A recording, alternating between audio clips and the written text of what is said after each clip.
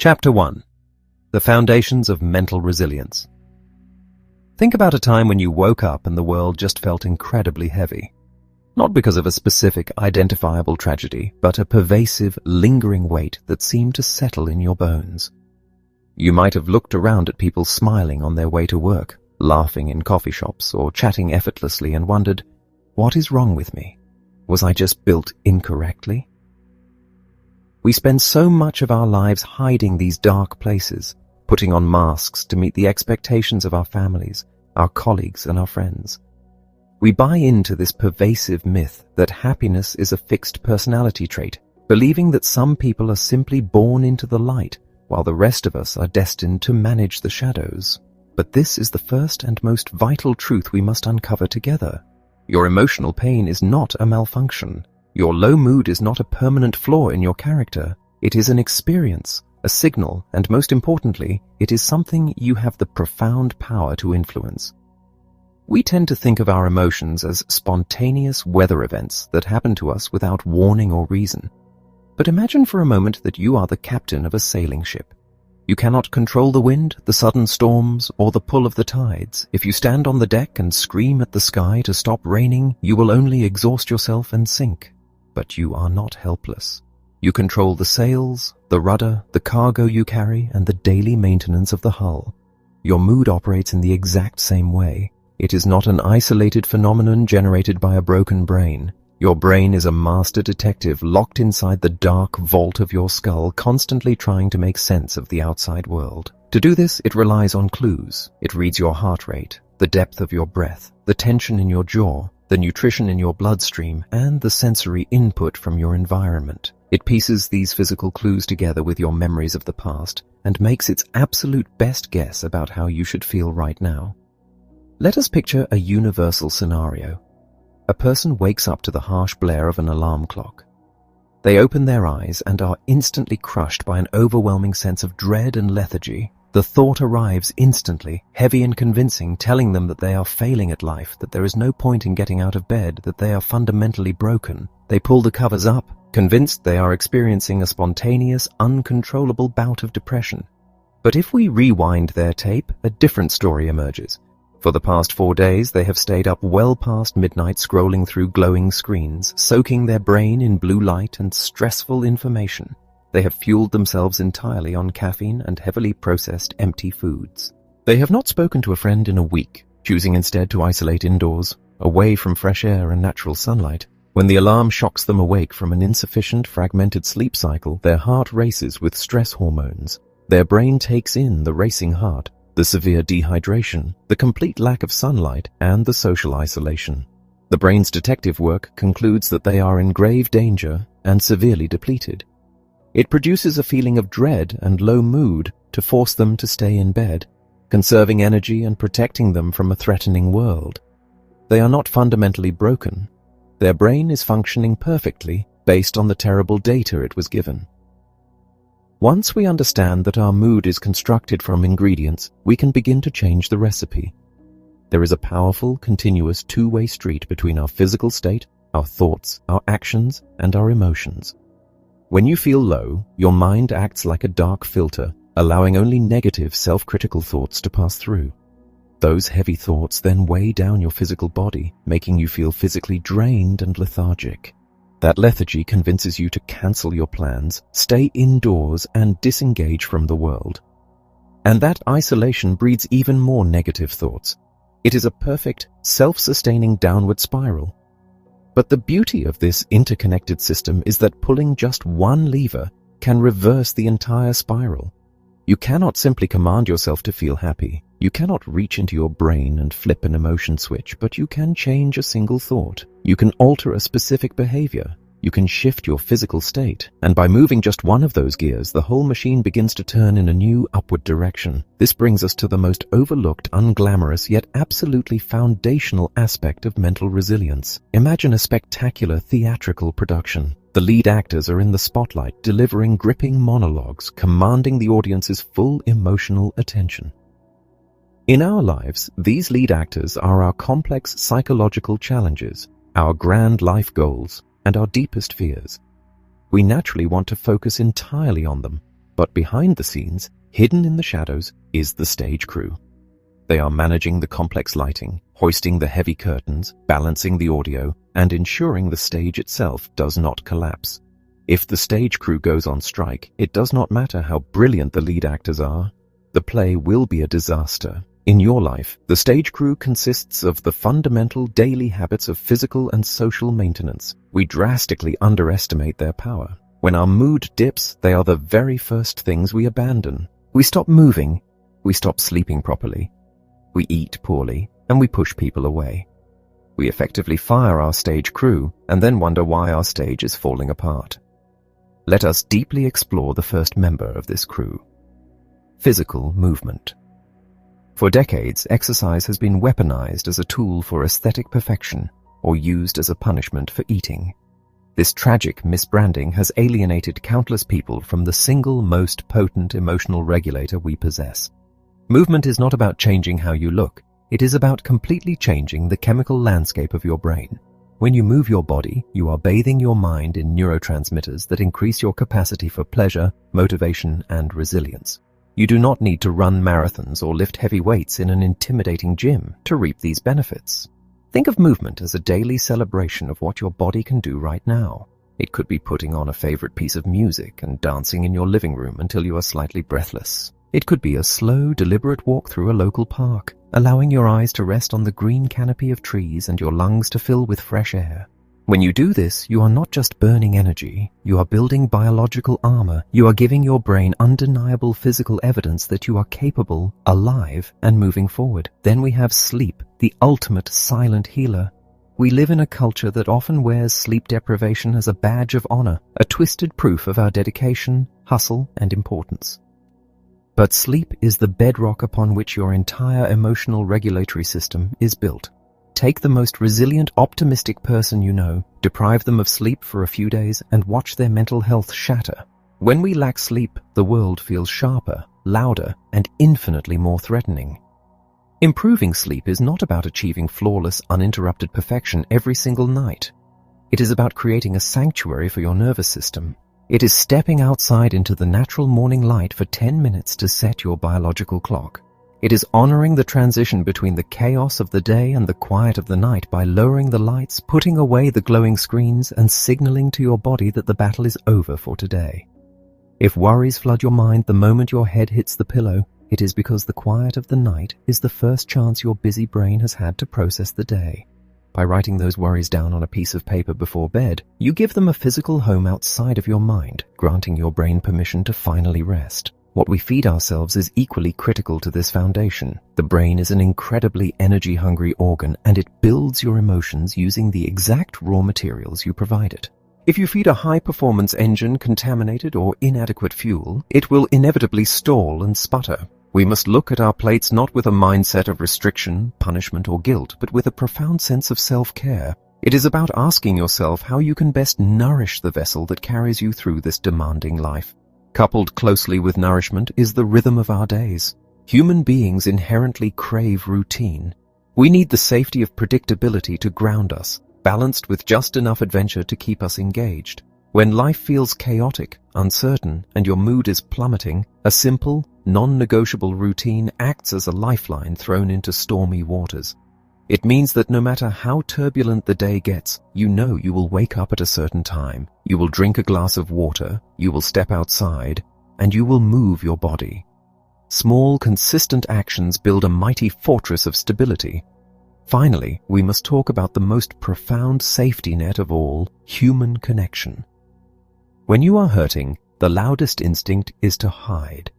Low mood whispers seductive lies, telling you that you are a burden, that no one wants to see you like this, and that you should wait until you are fully healed before you re-enter society.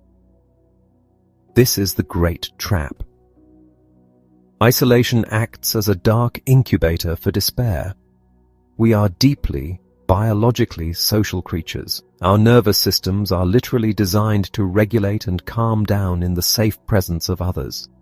Connecting with another human being does not mean you have to sit down and bare your soul or articulate your deepest, darkest pains. Sometimes connection is simply sharing a quiet, unspoken cup of coffee with a friend. It is making brief eye contact and exchanging a smile with a stranger at the grocery store. It is the simple, undeniable proof that you exist in a shared world and that you belong here. The action of reaching out must almost always come before the feeling of wanting to reach out. You must wade through the heavy resistance, make the call, show up, and trust that the emotional relief will follow. Building mental resilience is not about reaching a mythical, unbroken state of perpetual joy. It is about constructing a life where you are fully equipped to handle the inevitable storms. By understanding that your emotions are constructed from the life you lead, by actively breaking your downward spirals through small, deliberate actions, and by fiercely protecting your foundational stage crew, you take the pen back from the universe. You are no longer a passive victim to the unpredictable weather of your mind. You are the captain of the ship, learning to expertly navigate the beautiful, terrifying, and awe-inspiring ocean of your life. Chapter 2. Navigating the Shadows of Low Mood. Think about the feeling of walking through your front door after an exhausting, emotionally draining day. The world has demanded too much of you, and your immediate, desperate urge is for relief. The mind craves a way to numb the discomfort, to make the heavy feelings vanish instantly. You might reach for a drink, a heavy, comforting meal, or sink into the sofa for hours of mindless scrolling on a glowing screen. In that exact moment, the strategy works perfectly. The pain is paused, and a numbing comfort washes over you. But this is the seductive and vicious cycle of instant relief. When the screen goes dark, the television is switched off, or the glass is empty, the original low mood returns, often heavier and more intense than before. The frantic urge to escape drove you toward behaviors that ultimately keep you trapped in the dark for the long term. When we are trapped in this shadow, our relationship with our own thoughts begins to change. The human mind is a meaning-making machine, and when our mood dips, it starts filtering the world through a deeply biased, negative lens. Imagine sending a vulnerable, heartfelt message to a close friend, and hours pass with no reply.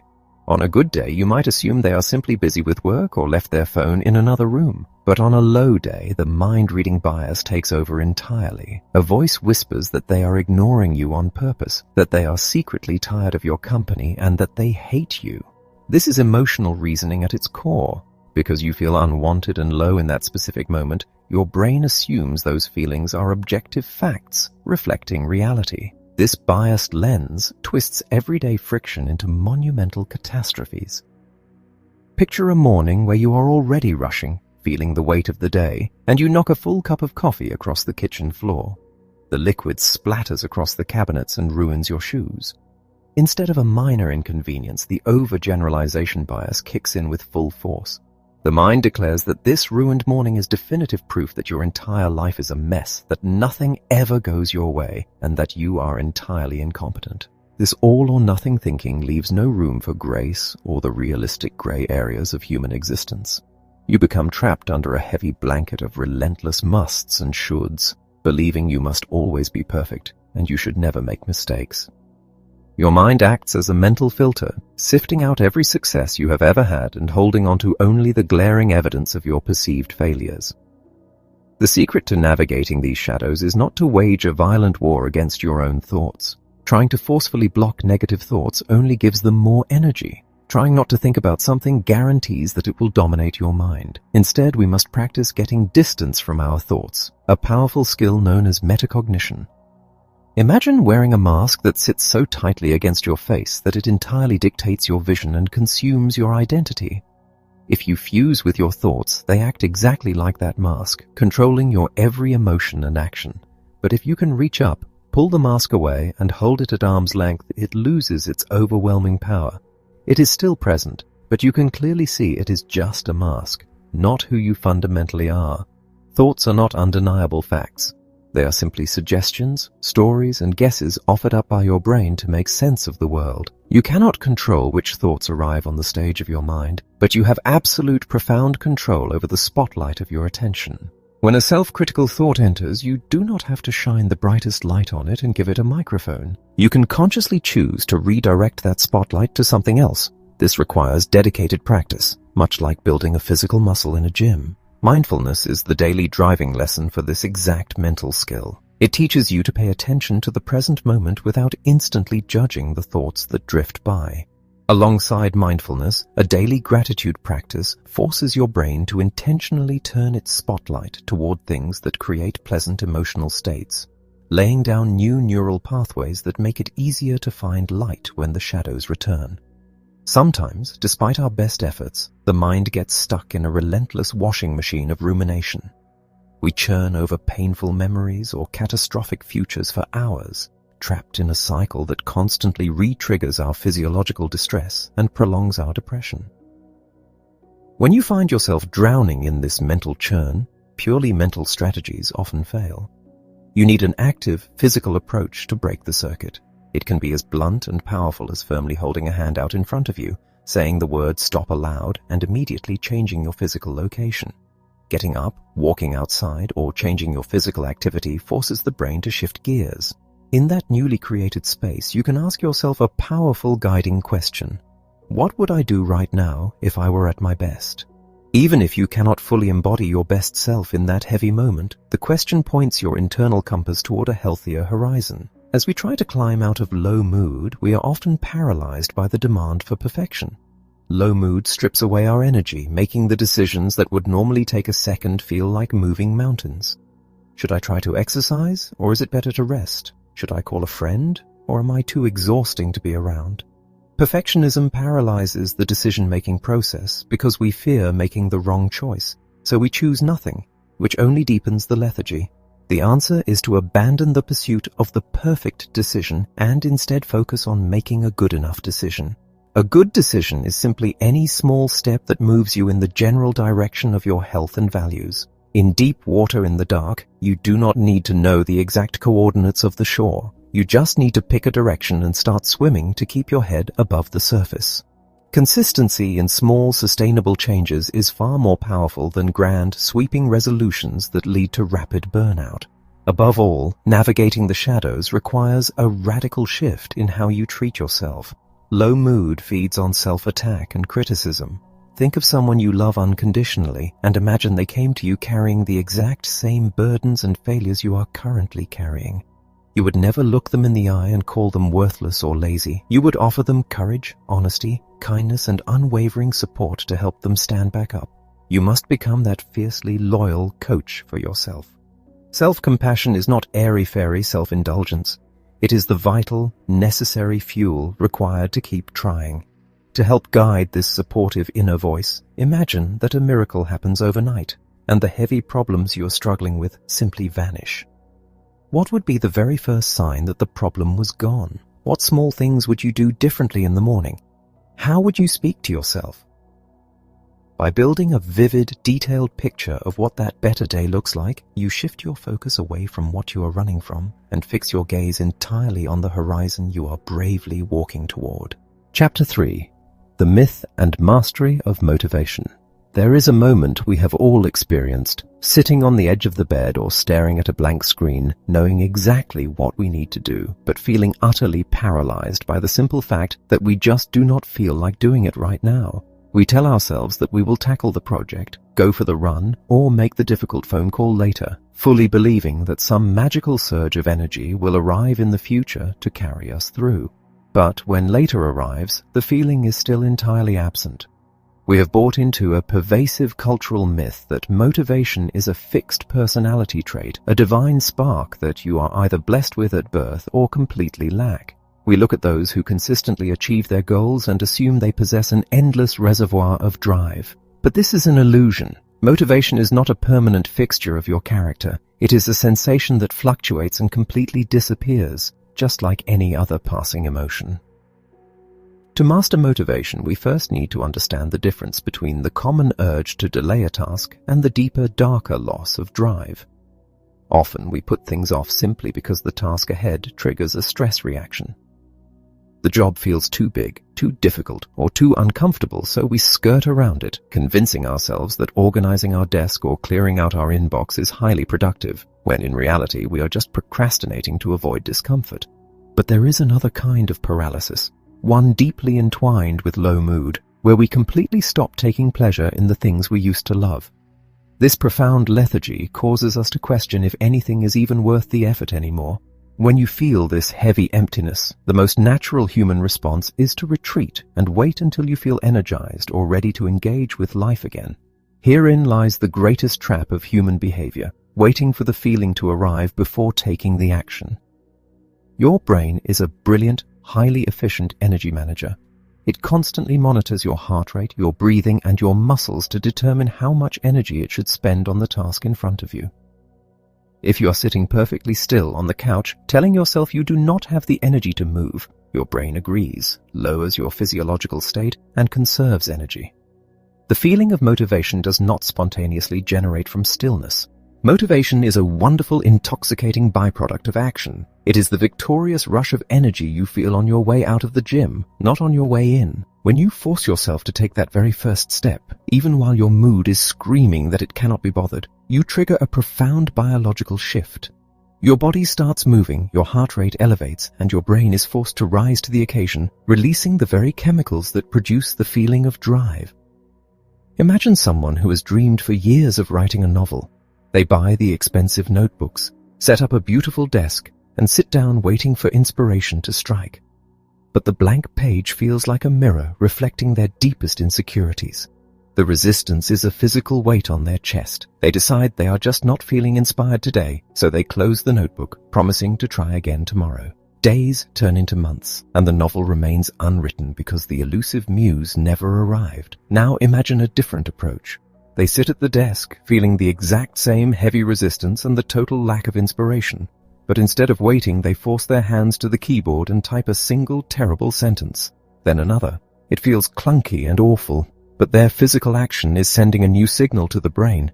The gears begin to grind, the focus narrows, and suddenly, 30 minutes later, they are lost in the flow of the story.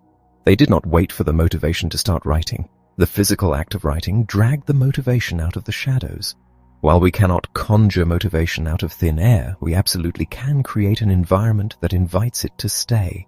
One of the most immediate ways to nurture this feeling is through physical movement. Even the smallest amount of exercise, especially something that brings you genuine joy rather than feeling like a punishment, boosts your willpower and shifts your entire energetic state for the rest of the day. Furthermore, we must actively keep our goals alive in our minds. It is incredibly easy to lose momentum when the demands of daily life bury our true intentions. Taking just 1 minute every morning to write down a single step you will take toward your goal, and 1 minute every evening to reflect on your effort, builds an invisible tether that keeps you connected to your purpose. We must also be fiercely protective of how we structure our ambitions. When we recognize that our lives need a change, the grand temptation is to overhaul everything at once.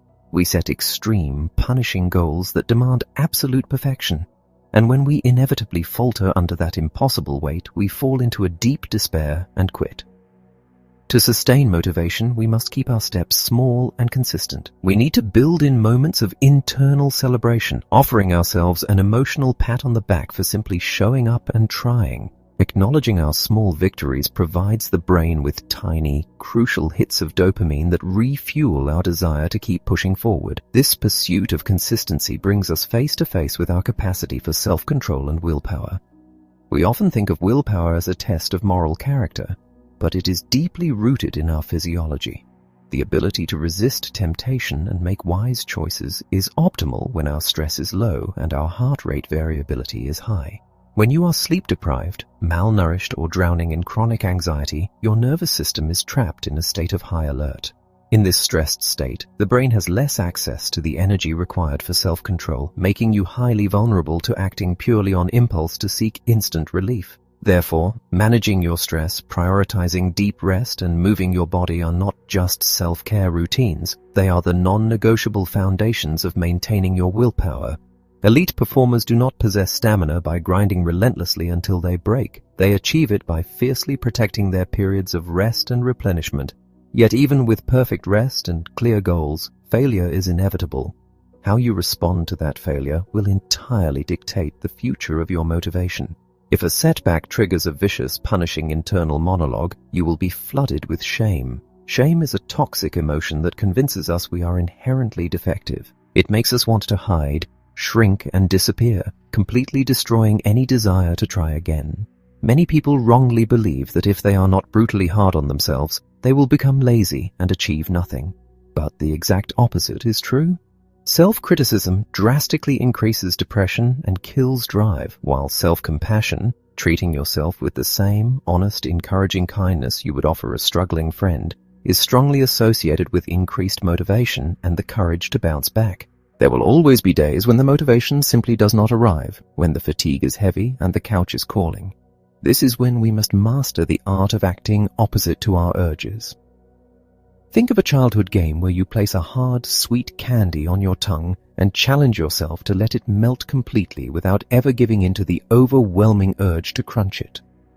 It requires intense, mindful concentration to observe the urge building in your jaw and consciously choose not to let your brain take over on autopilot.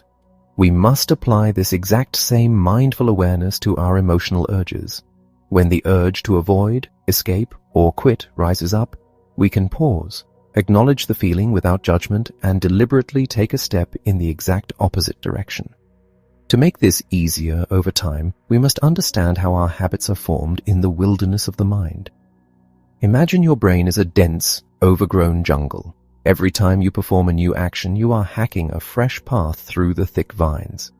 It is exhausting, conscious work. But if you walk that exact same path every single day, the vines clear, the dirt packs down, and it becomes a wide, smooth road. In times of stress, the brain will always choose the widest, easiest road available. So, if you want to make doing the hard things easier, you must walk that new path relentlessly until it becomes your default habit. You must engineer your environment to make the right choices easy and the wrong choices difficult, removing the need to wrestle with temptation when you are vulnerable. Ultimately, mastering motivation is about shifting your very identity. It is moving away from seeing yourself as someone who is merely trying to complete a task, and instead deciding, this is simply who I am now.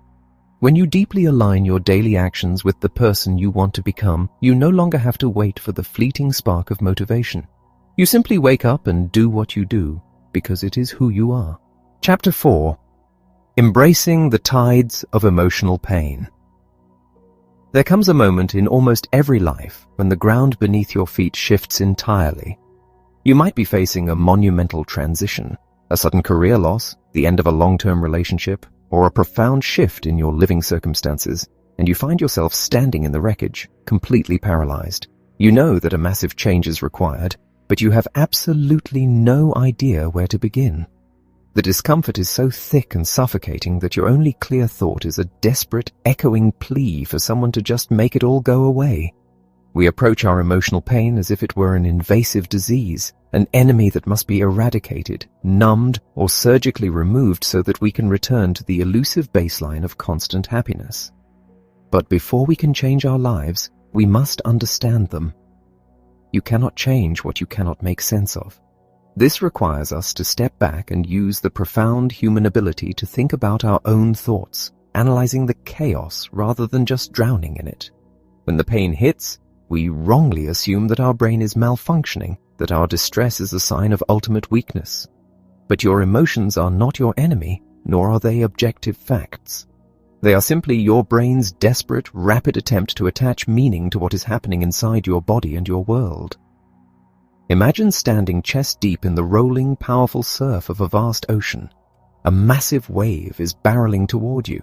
If you lock your knees, grit your teeth, and try to violently push the water away, the sheer force of the ocean will smash into you, knocking you off balance and dragging you under the churning, breathless water. Dealing with intense emotion is exactly the same. When you try to block out pain, to hold it at arm's length or pretend it does not exist, you are instantly overwhelmed by the undertow. But if you accept that the wave is coming, if you soften your stance and allow the emotion to wash over you, it will rise, peak, and naturally descend. You will feel its immense power. You might momentarily lose your footing, but you will survive, and the water will pass. Allowing an emotion to wash over you requires the courage to sit with it, to observe it without immediately acting on the frantic urges it produces. This is the essence of mindfulness, creating a tiny, vital gap between feeling a sensation and reacting to it. In that gap, you realize that you are not your feelings, and your feelings are not who you are. They are temporary visitors passing through your physical space.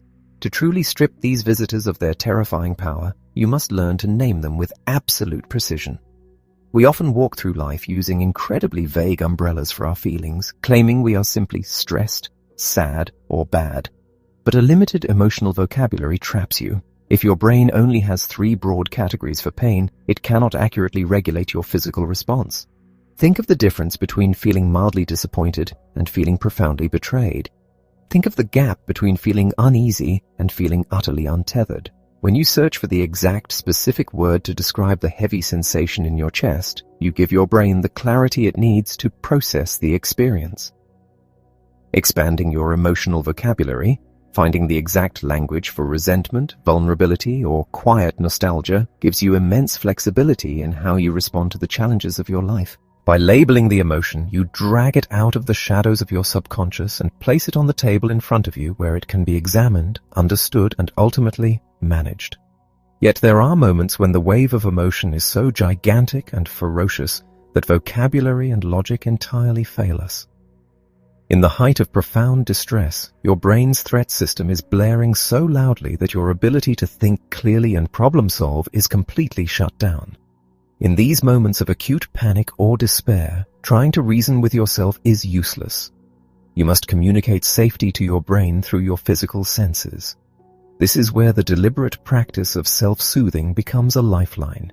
It is about preparing a sensory sanctuary in advance, before the storm hits. It could be keeping a small vial of a comforting scent, like jasmine or sandalwood, that instantly grounds your nervous system. It is wrapping your hands around a steaming cup of spiced tea, focusing entirely on the warmth seeping into your palms. It is curating a specific playlist of music that slows your heart rate. By intentionally feeding your body physical signals of safety and comfort, you bring the boiling water off the stove, turning down the dial on your threat response until your rational mind can come back online. As we learn to navigate our own turbulent waters, we inevitably look outward and see the people we love drowning in theirs. Watching a close friend or family member struggle with their mental health can leave you feeling entirely helpless and deeply inadequate.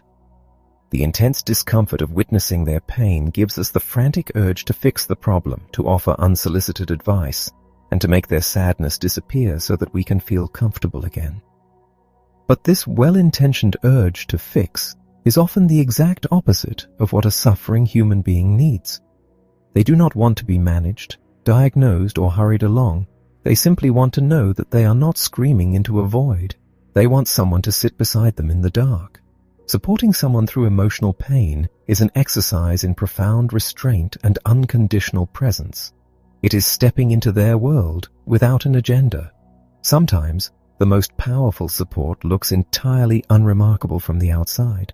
It is showing up at their door with a tiffin carrier packed with a warm, home-cooked meal because the heavy fog of depression has made them forget how to feed themselves. It is suggesting a slow walk in the thick, humid evening air, moving shoulder to shoulder so they do not have to endure the pressure of direct eye contact while they speak. It is asking open-ended questions and simply reflecting back what you hear, proving to them that their pain is valid, witnessed, and respected. To be this pillar of support, you must fiercely guard your own boundaries and your own foundational health. You cannot pour water from a shattered jug. If you sacrifice your own sleep, nutrition, and peace to absorb someone else's pain, you will both eventually drown. By prioritizing your own physical and mental basics, you maintain the strength required to be a steady anchor. You learn that you do not have to hold all the answers, nor do you need to utter the perfect healing words. You simply have to keep showing up, bringing your quiet compassion and proving to them that no matter how terrifying their emotional waves become, they do not have to weather the storm alone. Chapter 5. The Geography of Grief and Loss. We often reserve the word grief exclusively for the physical death of a loved one, but the human heart does not categorize loss so strictly. We grieve whenever we face an ending that holds deep significance to us, even if that ending was not caused by death. Think of a family business built over generations that suddenly has to close its doors. Think of a marriage that dissolves, the sudden loss of financial security, or the collective loss of certainty we all felt when the world shut down during the pandemic. These profound losses leave a psychological fallout that is heavy, physical, and undeniable. If you are carrying this weight, it is vital to know that your grief is not a disorder to be cured, nor is it a sign that you are failing or weak. It is the completely normal, necessary human response to losing someone or something that you loved, needed, and felt deeply connected to. Your body grieves just as much as your mind. The loss registers as a massive physical and psychological threat, repeatedly triggering your stress response. It is a pain so vast and terrifying that our most natural instinct is to build a dam and block it all out. We bury ourselves in busyness, we numb the emptiness with alcohol, or we simply deny the reality of the crater left in our lives to keep the overwhelming ocean of feeling at bay. It feels like self-protection, but when we block one emotion, we inadvertently block them all. We are left feeling hollow and numb, completely detached from the meaning we once found in our days. Unresolved grief does not simply fade away. It waits under the surface, making us vulnerable to depression and destructive habits until one small, seemingly insignificant moment blows the lid off entirely. When we are plunged into this chaos, we search desperately for a map, often clinging to the famous stages of grief, hoping they will provide a tidy, step-by-step checklist to closure. But grief is not a linear staircase. Those stages are not a rule book or a prescription for how you should mourn. They are simply descriptions of the chaotic experiences you might encounter along the way. You might feel the protective shield of denial and shock, which gives your mind a gradual pacing to take on board the devastating new reality. When the denial eventually fades, new waves of emotion surface, and you might be overwhelmed by a towering rage. Anger is there to agitate you, to force you to move, but when it is directed at an uncontrollable loss, it has nowhere productive to go. We must use physical movement to process this intense physiological arousal, returning the body to a baseline calm where we can actually access clarity. You might find yourself trapped in bargaining, agonizing over endless what-ifs, or plunged into a deep, heavy depression. This depression is not necessarily a mental illness. It is an entirely normal response to a depressing, heartbreaking situation. And finally, there are moments of acceptance. Acceptance does not mean you like the situation, nor does it mean you agree with it. It simply means you are finding a way to step forward and live within this unchosen new reality. How do we actually survive this erratic journey? The work of mourning is a delicate, continuous oscillation. You cannot process the entirety of your grief in one sitting. The emotional pain would destroy you. The healthy process requires a rhythmic movement between feeling the raw pain and resting your mind. You intentionally step into the waves of emotion, perhaps by opening a box of old photographs, visiting a memorial, or allowing yourself to weep freely. You express the pain through talking to a trusted friend, writing in a journal, or pouring the energy into art and music. And then, when the wave becomes too heavy, you grant yourself permission to step back to the shore. You distract yourself, you use soothing techniques, or you engage in the simple grounding act of washing your face in the morning. This is not avoidance. This is crucial restoration. During these moments on the shore, you must permit yourself to feel joy without guilt. Laughing at a joke or enjoying the warm sun on your face does not mean you have forgotten your loss, nor does it diminish your love. The ultimate goal of grief is not to shrink the pain until it disappears. The wound left by a profound loss is not something to be fixed or seamlessly healed. The person or the dream you lost is just as important to you now as they ever were, which is why the pain remains. Instead of trying to eliminate the grief, we must learn to grow around it. Imagine a dark, heavy stone placed in the center of a garden. You do not spend your life trying to chip away at the stone until it is dust. You plant seeds around it, you water the soil. Over time, the garden expands, the flowers bloom, and vibrant life surrounds the stone. The stone remains exactly the same size, but your world has grown infinitely larger. You build your pillars of strength by maintaining a new kind of relationship with what was lost, fiercely protecting your physical health, setting boundaries with those who demand you move on, and seeking a safe space to release the raw emotion. You learn that the absolute depths of your despair are precisely matched by your incredible capacity to survive, to find meaning, and to keep living. Chapter 6. Dismantling Self-Doubt and the Inner Critic. Imagine sitting in a crowded, high-stakes meeting where a complex problem is being debated. You have a brilliant, unconventional solution forming clearly in your mind. Your heart beats a little faster, you lean forward, and you open your mouth to speak, but suddenly a suffocating wave of fear seizes you. What if the boss scoffs at the idea? What if your colleagues think it is foolish or laugh at you? In a split second, the fear of disapproval wins. You swallow your words, nod along safely with the consensus, and leave the room carrying a quiet, hollow sense of defeat. This paralyzing hesitation is not a sign of personal weakness. We are biologically wired to care deeply about how we are perceived by our social groups. Historically, being rejected or cast out from the safety of the tribe meant certain death, and our modern brains still interpret the threat of social disapproval as a profound physical danger. To survive this deep-seated fear of judgment, many of us adopt the heavy, exhausting armor of people-pleasing.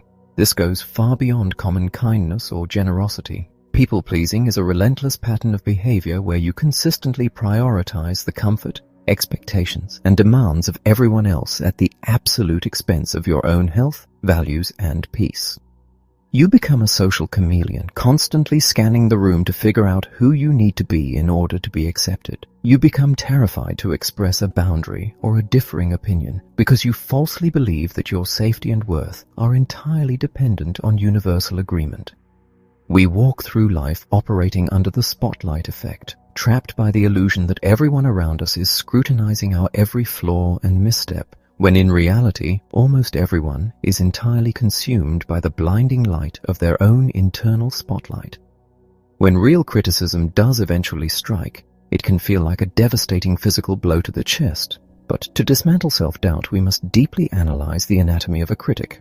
More often than not, people who are relentlessly critical of others are fighting a brutal, losing battle against their own internal misery and self-loathing. Their harsh words are rarely an objective assessment of your worth. They are simply a projection of their own rigid, unforgiving rules for living.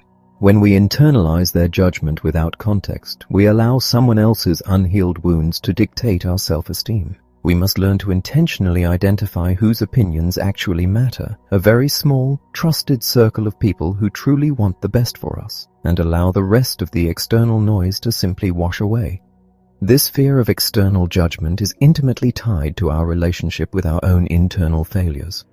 When we fall short of a goal or make a mistake, we are presented with two paths. The first is guilt, which is a constructive, healthy realization that we made a poor choice and need to correct our behavior to repair a situation. The second, far more destructive path is shame. Shame takes a singular event and twists it into a global, devastating attack on your core identity. You do not just think you made a mistake, you are wholly convinced that you are a mistake. Shame triggers an agonizing physical reaction, making us want to shrink, hide, and disappear entirely from the world. It unleashes a swarm of brutal self-attack that leaves us completely paralyzed, terrified to ever take a risk or try again. To survive the crushing weight of shame, we must confront the inner critic that lives in our minds. The next time you experience a setback and that cruel voice begins listing your inadequacies, pause and give it a physical form. Imagine that voice belonging to a person standing right in front of you. Look at the contempt on their face and listen to the absolute venom in their tone. Would you ever willingly choose to spend time with a human being who spoke to you so mercilessly? Would you ever stand by and let someone speak to a person you love in that horrific manner?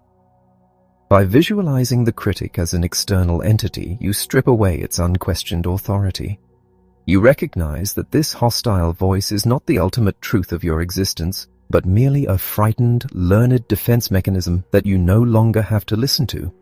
The absolute antidote to this hostile inner critic is the cultivation of a fiercely compassionate internal coach.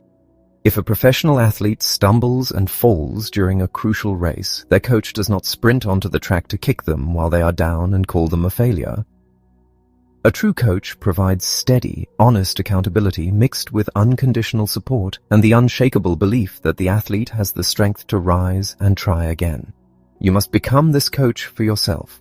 Building shame resilience means accepting that stumbling, making poor choices, and falling flat on your face are non-negotiable parts of the human experience. It requires you to look honestly at your missteps, extract the necessary lessons, and then speak to yourself with the same deep respect and encouragement you would automatically offer a cherished friend. You are not your mistakes. Your worthiness as a human being is not a fragile trophy that shatters the moment you fall short of perfection. Every failure is a singular event, not a permanent tattoo on your character. When we stop running from the fear of disapproval, when we stop contorting ourselves to please the unpleasable, we finally claim the freedom to live authentically. We learn that we can endure the sharp sting of failure and the discomfort of judgment, and still stand incredibly tall, anchored by the profound knowledge that we will always have our own backs, no matter what happens. Chapter 7. Cultivating True Confidence and Self-Acceptance. We often look at those who navigate the world with ease.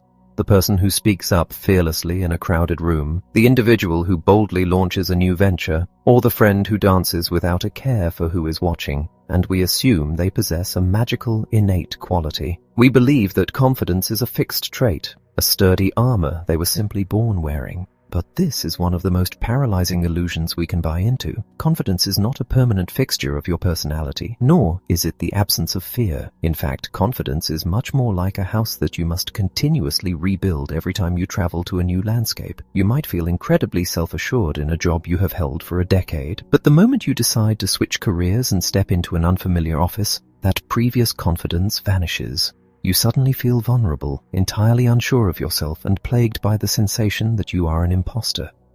This sudden absence of confidence is not a failure.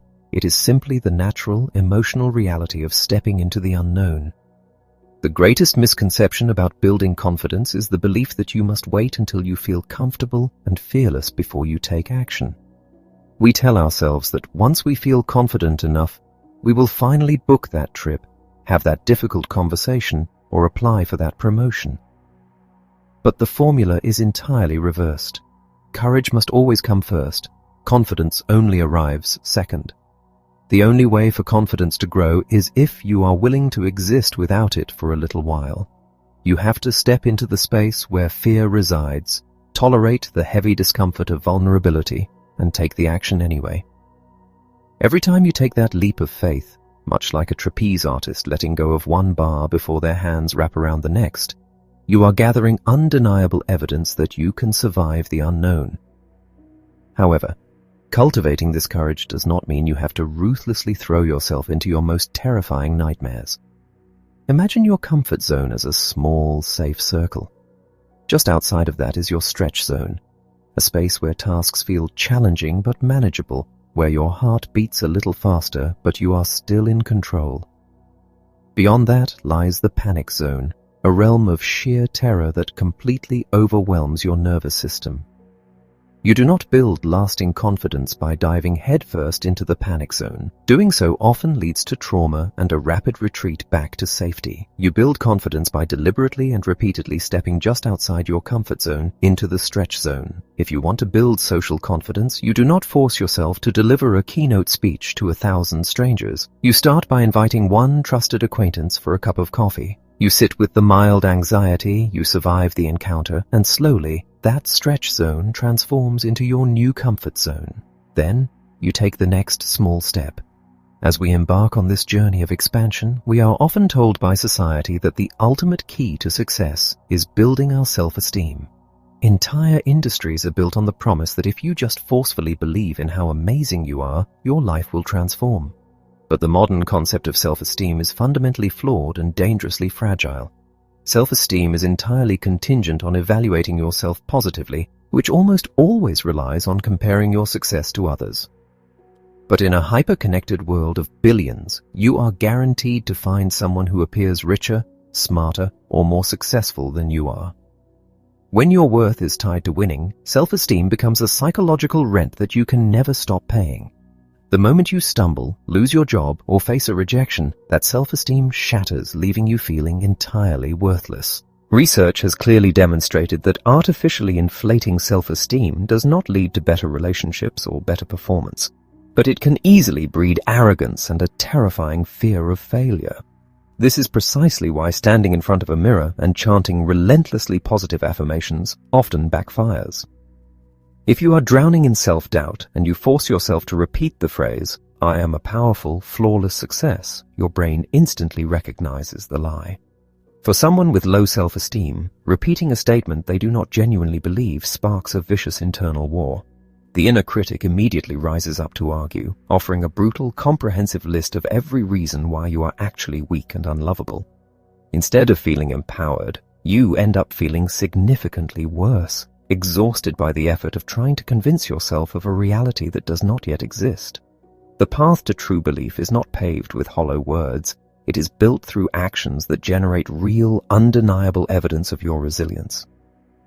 You do not need to fake an unwavering positivity. You simply need to acknowledge the fear and respond to it with profound compassion. This brings us to the ultimate foundation of true confidence: unconditional self-acceptance. When the idea of self-acceptance is introduced, a massive wall of resistance often goes up. We harbor a deep, terrifying misconception that if we truly accept ourselves exactly as we are, we will instantly become complacent, lazy, and lose all of our drive to improve. We believe that the brutal whip of self-criticism is the only thing keeping us moving forward. Yet, psychological science proves the exact opposite is true. People who practice deep self-acceptance and compassion are actually far less likely to fear failure, and they are much more likely to persevere and try again after they fall. Self-acceptance is not a passive, indifferent resignation to defeat. It does not mean you stop striving for a better life. The profound difference lies in the fuel you are using to drive your ambition. When you are driven by a lack of self-worth, you strive from a place of fear, scarcity, and panic. You are running away from the terrifying idea that you are not enough. But when you operate from unconditional self-acceptance, you strive from a place of love and abundance. You pursue goals not to prove your basic right to exist, but because you genuinely want to grow, learn, and experience the richness of life. Loving yourself unconditionally often means doing the very opposite of taking the easy way out. It means making the incredibly difficult, uncomfortable choices because you know they are in your absolute best interest. It means refusing to indulge in the addictive comfort of self-loathing and instead doing the hard work of pulling yourself back up after a failure. To cultivate this, you must consciously develop the voice of a perfect nurturer or a master coach within your own mind. Think of a mentor who possesses infinite wisdom, boundaries, and unconditional love. When you face a terrifying new challenge or suffer a humiliating setback, this internal coach does not berate you or call you lazy. They look at the messy, complex reality of your emotions, the anxiety, the anger, the profound sadness, and they meet every single one of those feelings with the compassion of a non-judgmental observer. They remind you that you are human, that the path is supposed to be difficult, and that your worth was never in question. By grounding your actions in this unshakable self-acceptance, you free yourself to step bravely into the stretch zones of your life, knowing that whether you succeed gloriously or fail spectacularly, you will always have a safe, welcoming home within yourself to return to. Chapter 8. Confronting Fear and Anxiety. Imagine you are driving down a long, winding stretch of highway, heading toward a massive suspension bridge that spans a wide, turbulent river. You have driven this route before, but today, as the towering steel cables come into view, a sudden, violent sensation grips your chest. Your heart begins to pound against your ribs like a trapped bird. Your palms grow slick with sweat against the steering wheel, and your breath becomes shallow and rapid. A deafening alarm goes off in your mind, screaming that the bridge is unstable, that you will lose control of the car, and that you are in immediate, catastrophic danger. The absolute overriding urge is to pull over, turn the car around, and escape back to solid, familiar ground. You desperately want this overwhelming terror to just disappear. This is the human fear response operating at peak efficiency, doing exactly what it was designed to do: keep you alive in the face of a mortal threat. But there is a crucial problem. The bridge is perfectly safe. Your brain's incredible alarm system is functioning like a sensitive smoke detector. It is built to save you from a raging house fire, but it is currently blaring simply because you burnt the morning toast. When we experience this kind of intense, misplaced anxiety, our most natural human instinct is to run away and avoid the situation entirely. If you turn the car around and take a longer, ground-level route home, the relief you feel is immediate and intoxicating. Your brain registers that you successfully escaped a deadly threat, and the panic subsides. But This deeply ingrained habit of avoidance is exactly what feeds and magnifies anxiety in the long term. Your brain operates like an incredibly stubborn scientist. It does not simply believe your logical thoughts, it demands physical, experiential evidence. By running away, you never give your brain the opportunity to collect the undeniable evidence that the bridge was actually safe and that you were fully capable of surviving the crossing. Every single time we yield to fear, our world shrinks a little bit more until our desperate attempts to control and eliminate anxiety become the very prison that dictates our every move. This avoidance often takes the form of subtle safety behaviors that we use to numb our anxiety in the moment, unknowingly keeping ourselves trapped. We might decline invitations to crowded social events, choosing the instant relief of an empty living room over the terrifying prospect of conversation. We might spend hours mentally rehearsing every possible catastrophic outcome of a meeting, falsely believing that this agonizing anticipation will somehow protect us. We might constantly seek reassurance from a loved one, heavily relying on them to soothe our doubts, or we might refuse to leave the house without a specific medication or object tucked in our pocket, just in case disaster strikes. These strategies offer a fleeting illusion of safety, but they secretly reinforce the devastating belief that we are entirely incapable of coping on our own. To truly fight fear, we must be willing to face it, stripping away these safety blankets and allowing the brain to learn through direct exposure. Facing fear requires us to fundamentally change our relationship with our own anxious thoughts. When a terrifying what-if thought pops into your head, it demands your attention like a terrible accident on the side of the road. You feel completely unable to look away. Your mind immediately jumps to the absolute worst possible outcome, a cognitive bias known as catastrophizing, playing the disaster on a continuous, grueling loop in your mind. It applies a rigid mental filter, capturing every tiny piece of evidence that suggests you are in danger, while completely ignoring the overwhelming evidence that you are safe. You might even personalize random events, deciding that a colleague's brief frown across the room is definitive proof that you are about to be fired. We must remember that these thoughts are not objective facts. They are merely guesses, theories, and dramatic stories offered up by a brain that is desperately trying to explain the flood of stress hormones in your body. To dismantle the power of these thoughts, we must consciously step back and get some distance from them.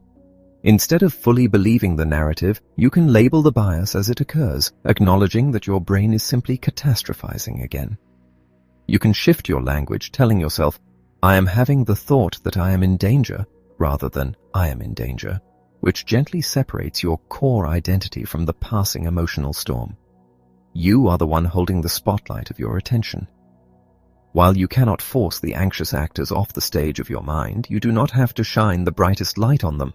If you forcefully try to block a terrifying thought, it will only push back harder. But if you intentionally redirect your spotlight toward the present moment, toward your values, your immediate surroundings, or the task at hand, the anxious thoughts lose their paralyzing grip on your body. However, there are moments when the physiological storm of panic is so intense that cognitive strategies simply bounce off. When you feel breathless and terrified, your body is breathing rapidly to flood your system with oxygen, preparing you to either fight or flee. You cannot reason with a nervous system in overdrive. You must speak to it in a language it understands. The most immediate, powerful tool to calm this physical anxiety is to take conscious control of your breath.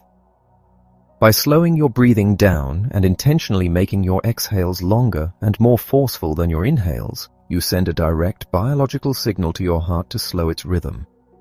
You can trace the shape of a window or a picture frame with your eyes, breathing in for a count of 4 along one edge, holding for 4, exhaling for 4 along the next, and holding again.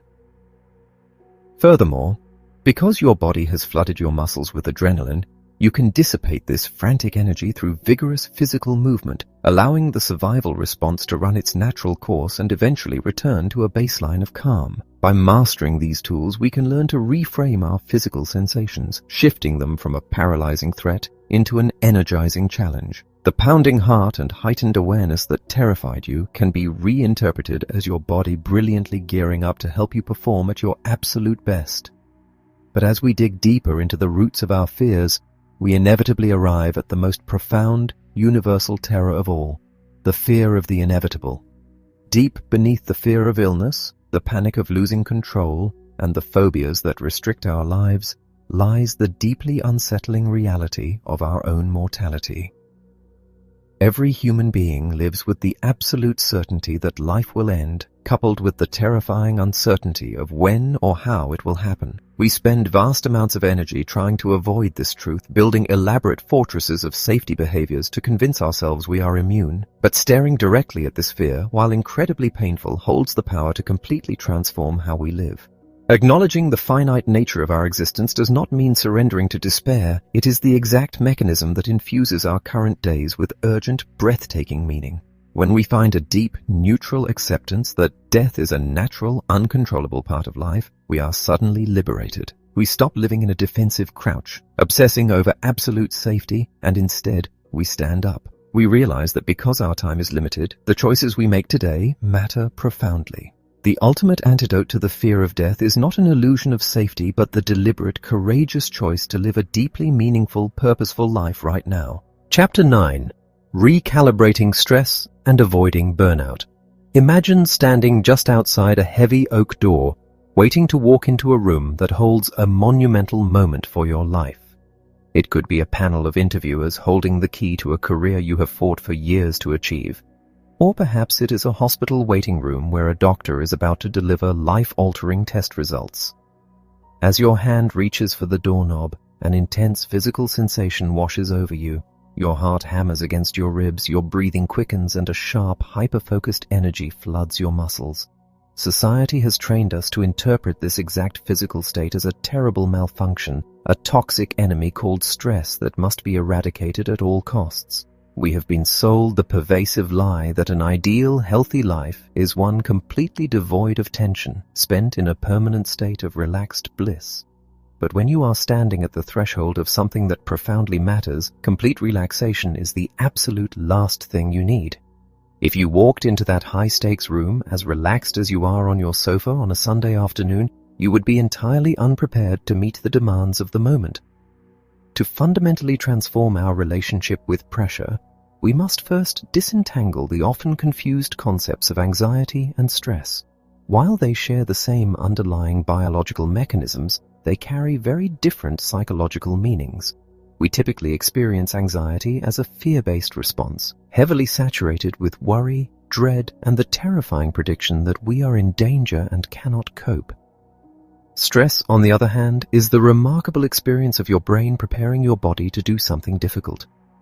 When you feel that surge of tension, your brain is actively matching the energy in your body to the heavy demands of the outside world.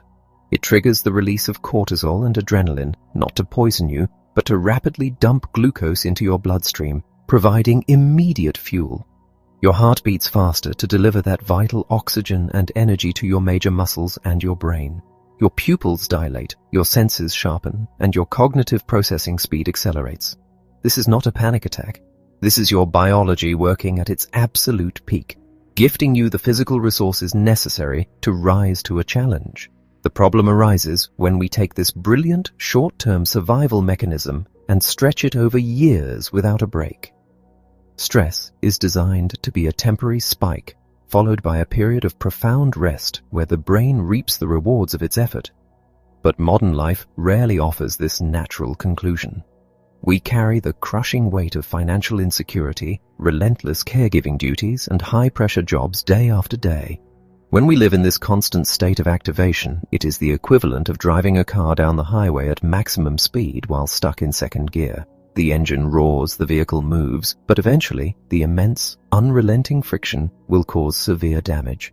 This chronic, unyielding stress fundamentally alters the brain, impairing our memory, disrupting our sleep, and eventually crashing our immune system. This state of profound biological exhaustion is what we call burnout.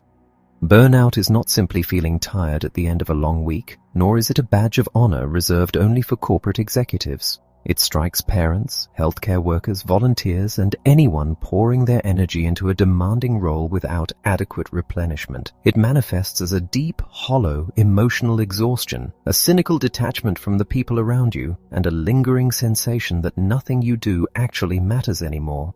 Burnout occurs when there is a chronic mismatch between your environment and your human needs. You might be facing impossible demands with absolutely no control over your schedule, or pouring your soul into work that offers zero reward or recognition. You might be isolated without a supportive community, suffering under unfair conditions, or forcing yourself to act in direct conflict with your deepest personal values. When we are drowning in this kind of chronic pressure, the standard advice to just reduce your stress can feel insulting and completely detached from reality. Many of the most intense stresses in our lives are entirely non-negotiable. You cannot simply abandon a sick child, quit a necessary job, or walk away from a financial crisis to attend a daily yoga retreat. Furthermore, a life entirely free of stress would be devoid of meaning. We actually crave a delicate balance between predictability and adventure. We actively seek out the controlled stress of a horror movie, a challenging athletic pursuit, or the nervous thrill of a new romance because too little stress renders life numb and boring.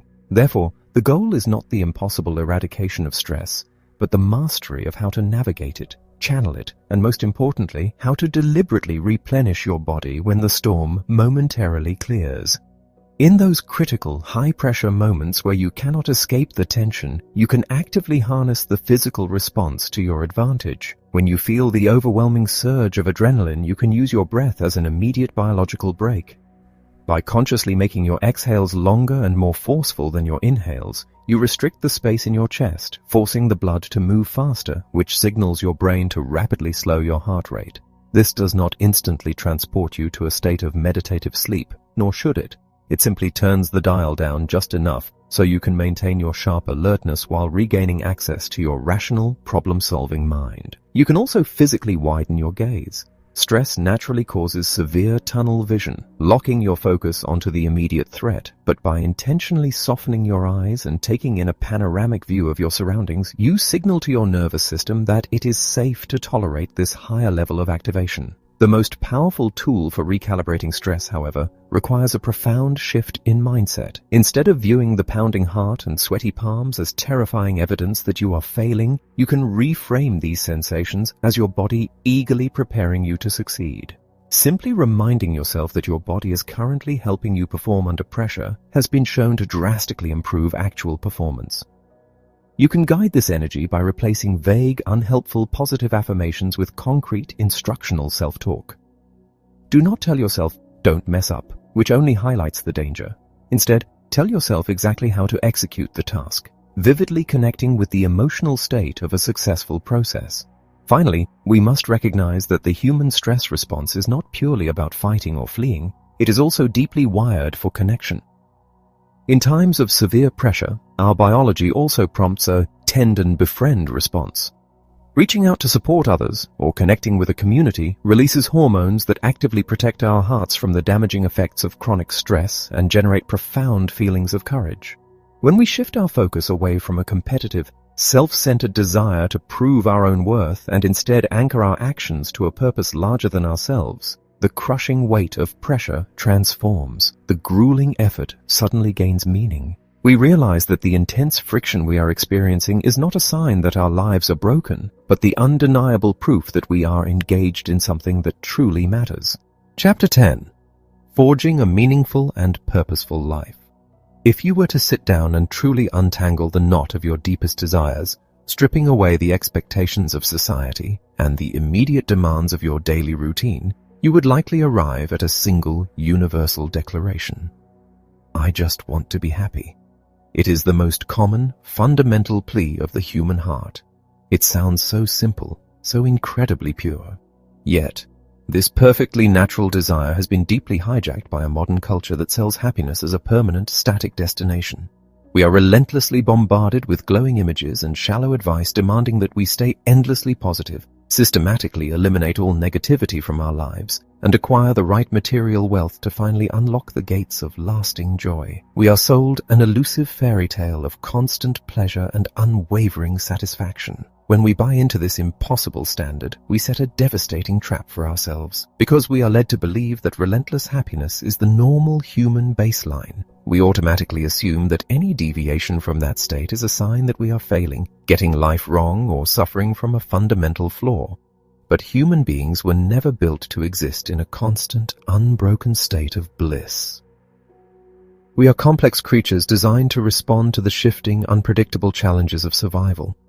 Our emotions are not a permanent architecture. They are a fluid reflection of our physical health, our actions, our beliefs, and the ever-changing world around us. Emotions are exactly like the weather. They are constantly moving and shifting, sometimes predictably, but often suddenly and without warning. There are glorious sun-drenched days, and there are dark, terrifying storms that are incredibly hard to endure. If we define a successful life only by the presence of sunshine, we will spend half of our existence believing we are broken. To live a truly rich and fulfilling life, we must recognize a profound paradox. The things that bring us the absolute deepest sense of meaning are precisely the things that expose us to the greatest emotional pain. Think about the intensely beautiful, chaotic experience of raising a child, or caring deeply for an aging parent, or committing yourself to a lifelong romantic partnership. These relationships provide an undeniable, profound sense of purpose and immense feelings of love and joy. But because you care so deeply, these exact same relationships will inevitably bring you moments of agonizing fear, bitter frustration, deep shame, and profound grief. Happy moments are just one single flower in a very large, complex bouquet of human experience. You cannot selectively harvest only the joy without also holding the fear and the hurt. When we chase a shallow version of happiness, we often find ourselves feeling profoundly lost. People often arrive at a point in their lives where there is no specific, identifiable tragedy, yet everything feels hollow. They struggle to summon enthusiasm for their days, moving through their routines like ghosts, unable to apply real energy to their tasks. This specific kind of emptiness rarely stems from a lack of achievement. It almost always stems from a deep disconnect from core values. The currents of daily life, with its endless obligations and manufactured urgencies, have quietly pulled them far away from the things that actually matter most to their hearts. To find our way back, we must deeply understand the critical difference between a goal and a value. A goal is a concrete, finite destination. It is passing a difficult exam, reaching a specific number in your bank account, buying a house, or standing on a podium. A goal is a mountain peak. You climb it, you plant your flag, you feel a brief, intoxicating rush of success, and then it is over. You must immediately find another mountain to climb, or you are left standing in the cold, wondering what to do next. If you build your entire existence around goals, you place your life satisfaction permanently in the future, operating under the rigid belief that you will finally be allowed to relax and be happy once the next condition is met. Values, on the other hand, are not tasks that can ever be completed. Values are the deeply held principles about how you want to live your life, the kind of person you actively choose to be, and the attitudes you bring to your daily actions. If a goal is a mountain peak, a value is a direction on a compass, like heading east. You can travel east for the rest of your life, but you will never permanently arrive at east. It is an endless guiding path. The goals you set are simply the specific hurdles you choose to jump over while walking on your chosen path. Imagine someone who rigidly dedicates their entire life to the singular goal of becoming the chief executive of a massive company. They sacrifice their weekends, ignore their physical health, and alienate their family, all under the strict belief that once they get the title and the corner office, the unbearable tension will dissolve and happiness will permanently arrive. The day finally comes. They get the title. There is a fleeting rush of euphoria. But weeks later, they sit in that quiet office, entirely disconnected from the world, realizing the daily grind of the job brings them no actual joy. The goal was achieved, but the path lacked any inherent meaning. Now, imagine someone whose core value is not a title, but the active pursuit of lifelong learning, creativity, and deep connection with others. They might work a very similar, high-pressure job, but their daily focus is not solely on the promotion. It is on mentoring a junior colleague, solving a complex problem with creative elegance, and ensuring they leave the office with enough energy to be fully present at the dinner table. They will face the exact same stressful meetings, the exact same exhausting commutes, and the exact same difficult days. But because their actions are tightly aligned with their internal compass, the struggle itself gains meaning. The friction is no longer just an obstacle to a future happiness. It is the very material they use to forge a purposeful life today. Because life is chaotic and unpredictable, we will all inevitably drift away from our values from time to time.